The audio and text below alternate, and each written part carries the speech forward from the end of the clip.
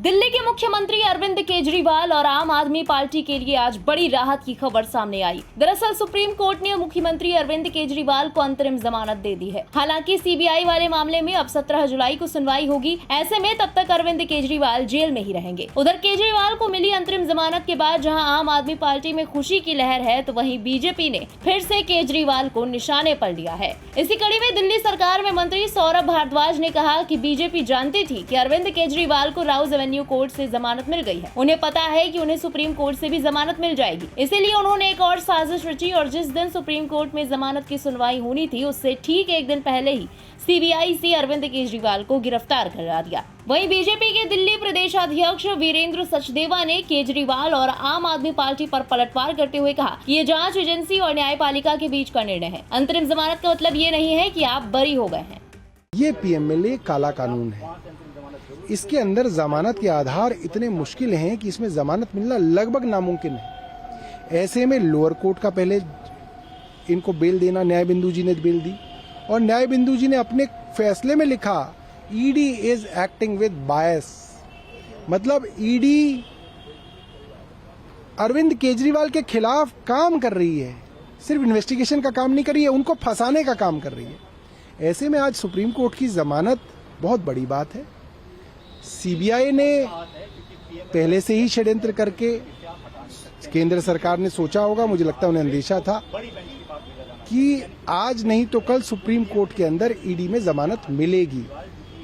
इसलिए जमानत मिलने के बाद भी वो जेल में रहें और उनका समय सीबीआई के मामले में भी बर्बाद हो, इसलिए उनको जेल में रखा गया था। सीबीआई ने अरेस्ट किया था। सीबीआई जो है प्रिवेंशन ऑफ करप्शन एक्ट के तहत चलती है, सीआरपीसी से गवर्न होती है। बर्डन ऑफ प्रूफ सीबीआई के ऊपर है, एजेंसी के ऊपर है, तो उसके अंदर मुझे नहीं लगता कोई खास दिक्कत होगी। It's a matter of time, कुछ समय लगेगा, मगर अब अरविंद केजरीवाल जी बाहर आएंगे। जांच एजेंसी और न्यायपालिका का बीच का निर्णय है और अंतरिम बेल मिलने का मतलब ये नहीं होता है कि आप अपराध मुक्त हो गए हैं। एक बार न्यायालय का निर्णय स्पष्ट आने दीजिए। लेकिन ये दिल्ली की जनता अच्छे से जानती है कि अरविंद केजरीवाल ने जिस तरह से शराब नीति में घोटाला किया है, चोरी की है, उसी तरह से नया स्कैम बिजली का है जिसमें दिल्ली की जनता को लूटने की साजिश की जा रही है। लेकिन आम आदमी पार्टी इसको अपनी जीत समझ रही है। वो कह रही है एंट्री अगर दिल्ली की जनता की जेब में डाका डालना, दिल्ली की जनता को लूटना, अगर ये आम आदमी पार्टी की जीत है तो वो जीत मनाए। दूसरी तरफ आरजेडी के राज्यसभा सांसद मनोज झा ने भी अरविंद केजरीवाल की अंतरिम जमानत को लेकर प्रतिक्रिया दी और सरकार को जमकर घेरा। उन्होंने कहा कि सरकार राजनीतिक तौर पर नहीं लड़ना चाहती, बल्कि जेल में डालकर हमारी हिम्मत तोड़ना चाहती है। जमानत भी होगी और एक्विटल भी होगा, क्योंकि ये मामले ईडी, सीबीआई, आईटी के नहीं है। ये मामला बीजेपी के दृष्टिकोण का है और वो दृष्टिकोण है कि पॉलिटिकली हम नहीं लड़ेंगे, हम इन को फ्रंट बना करके लड़ेंगे। हेमंत सोरेन को 5 महीने रखा, एक युवा आदिवासी नेता को चुनाव से दूर रखा। हाईकोर्ट ने क्या कहा, उसको पढ़ने की जरूरत है। कौन पढ़ेगा? ईडी, आईटी, सीबीआई नहीं, सत्ता शीर्ष के 2 लोग। ये उनकी कार्यशैली का परिणाम है कि आपने ये तय कर लिया है कि विपक्ष के नेता जिनसे हम पॉलिटिकली डील नहीं कर पाएंगे, इनको फ्रंट बना करके उनको हम परेशान करने की कोशिश करेंगे। लगता है न्याय मिलेगा और जल्द मिलेगा। देखिए, न्यायालय जो इस देश की है, थैंकफुली अभी तक वो एक पक्ष को, दोनों पक्षों को देखती है और उसे ये भी पता है। आप टिप्पणियां पढ़िए ना माननीय न्यायालय की, उच्च हो या सर्वोच्च हो, वो टिप्पणियां अपने आप में इंगित करती है कि वो सत्य तक पहुंचने की कोशिश कर रहे हैं। अरे बोलिए युवाओं को जाकर के सड़क, चौक, चौराहे पे मीटिंग करके हमने इतनी नौकरियां दी है, फिर उनका रिएक्शन देखिएगा।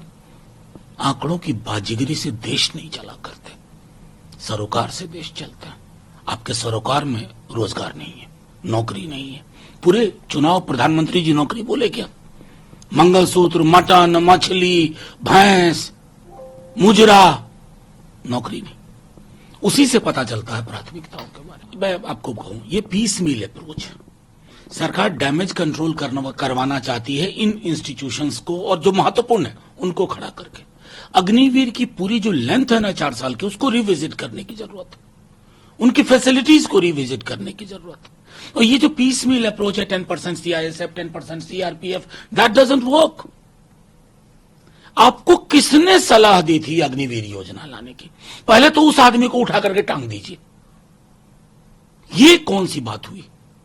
आप नेशनल सिक्योरिटी के साथ कॉम्प्रोमाइज कर रहे हैं, और मैं नहीं कह रहा हूं, तमाम एक्स ऑफिसर्स कर रहे हैं। तो उस दृष्टिकोण से सोचना चाहिए। ब्यूरो रिपोर्ट, इंडिया पब्लिक खबर। इस खबर पर आपका क्या कहना है? कमेंट में लिखकर हमें अपनी राय जरूर बताएं। बने रहें इंडिया पब्लिक खबर के साथ। हमारे यूट्यूब चैनल को सब्सक्राइब करें और बेल आइकन दबाएं ताकि चैनल से जुड़ी सारी लेटेस्ट अपडेट्स आप तक वक्त से पहुंच पाएं।